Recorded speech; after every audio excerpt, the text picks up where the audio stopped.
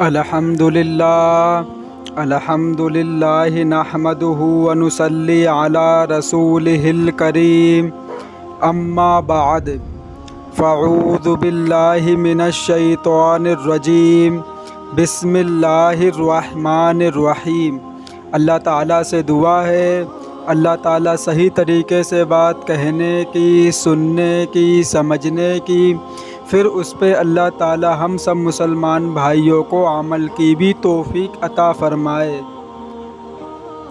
اپنی قربانی نہ کر کے صرف مرحوم کے نام سے قربانی کرنا۔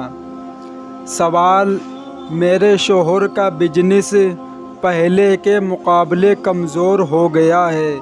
پہلے 7 حصے قربانی کے ہوا کرتے تھے جو مرحومہ ساس کا بھی ہوتا تھا، لیکن 2 سال سے وہ ایک بکرا میری ساس کے نام کا ہی قربان کرتے ہیں۔ کیا قربانی زندوں کے بجائے مرحوم کے نام پر کرنا درست ہے؟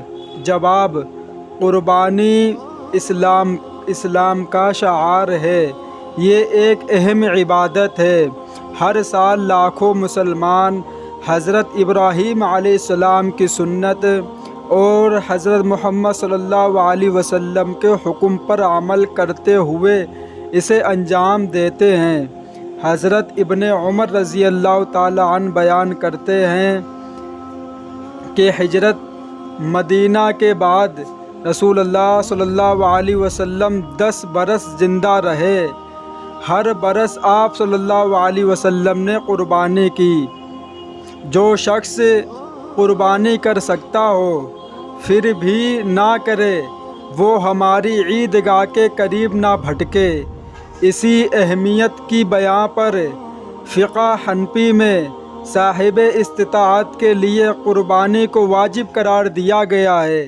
صاحب استطاعت سے مراد وہ شخص ہے جس کے پاس اتنا مال ہو کہ اس پر زکوٰۃ فرض ہو جائے۔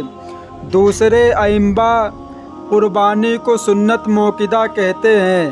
قربانی چھوٹے جانور مثلاً بکرا، بھیڑ، مینڈا کی ہو سکتی ہے اور بڑے جانور مثلاً بھینس، اونٹ وغیرہ کی بھی۔ چھوٹے جانور کی قربانی کسی ایک فرد کی طرف سے ہو سکتی ہے اور بڑے جانور میں زیادہ سے زیادہ 7 حصے ہو سکتے ہیں۔ کسی مرحوم شخص کی طرف سے قربانی جائز ہے۔ روایت میں ہے کہ حضرت علی ابن ابی طالب 2 جانوروں کی قربانی کرتے تھے، ایک اپنی طرف سے اور دوسرے نبی پاک صلی اللہ علیہ وسلم کی طرف سے۔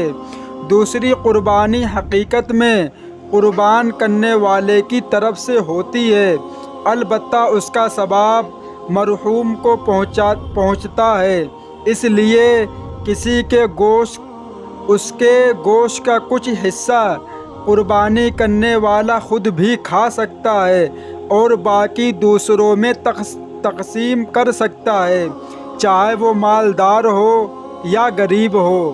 کوئی شخص اپنی واجب قربانی کے علاوہ دوسری قربانی اپنے کسی مرحوم عزیز کی طرف سے کر سکتا ہے، یا بڑے جانور میں اپنے حصے کے علاوہ کسی مرحوم یا ایک سے زائد مرحومین کے حصے لے سکتا ہے، لیکن یہ صورت جائز نہیں ہے۔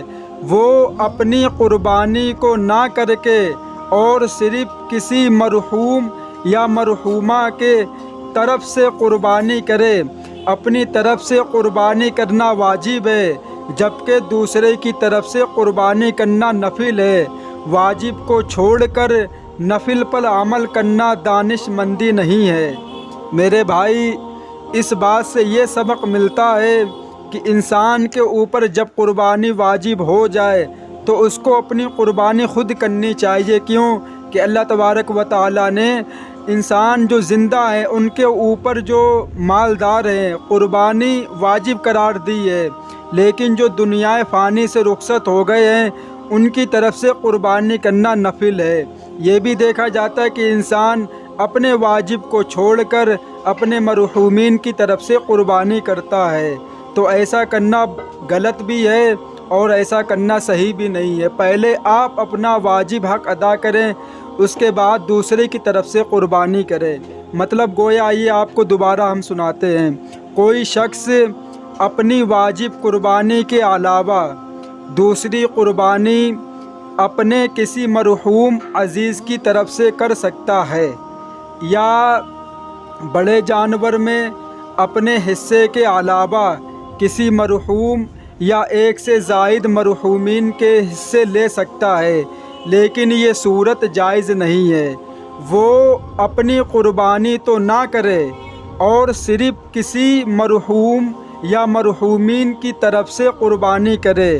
اپنی طرف سے قربانی کرنا واجب ہے، جبکہ دوسروں کی طرف سے قربانی کرنا نفل ہے۔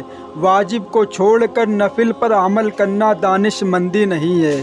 مطلب یہ ہے کہ انسان پہلے اپنی طرف سے قربانی کرے، اس کے بعد اپنے جو عزیز جو دنیا سے جا چکے ان کے نام سے قربانی کرے۔ کیوں کہ انسان کے جو زندہ ہیں ان کے اوپر قربانی واجب ہے، اور جو دنیا سے رخصت ہو چکے ہیں مرحوم ان کے لیے نفل ہے۔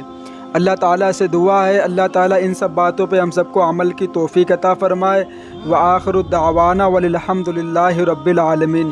لیکن بہت سے لوگ یہ بھی کہتے ہیں کہ قربانی صرف اور صرف جو لوگ زندہ ان کی طرف سے ہو سکتی ہے۔ میرے بھائی ایسا بالکل بھی نہیں ہے۔ جو شخص قربانی کر سکتا ہو پھر بھی نہ کرے تو نبی پاک صلی اللہ علیہ وسلم نے فرمایا وہ شخص ہماری عیدگاہ کے قریب بھی نہ آئے۔ یہ ہمارے نبی کا فرمان ہے۔ تو میرے بھائی جو بھی حیثیت مند ہے، جو بھی جس کے اوپر زکوٰۃ فرض ہے اس کے اوپر قربانی بھی واجب ہے، تو میرے بھائی جہاں تک ہو سکے قربانی کریں، اور نہ کر سکتے تو کسی بڑے جانور میں آپ حصہ بھی ڈال سکتے ہیں۔ السلام علیکم ورحمۃ اللہ وبرکاتہ۔